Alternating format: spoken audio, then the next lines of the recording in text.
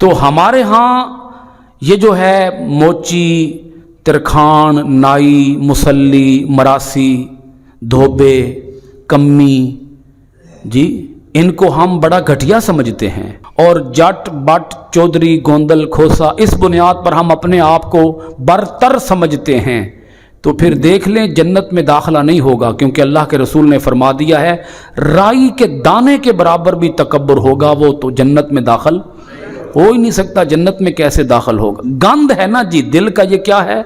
من کا گند ہے، تو جس کا من ہی گندا ہو وہ جنت میں کیسے جائے گا؟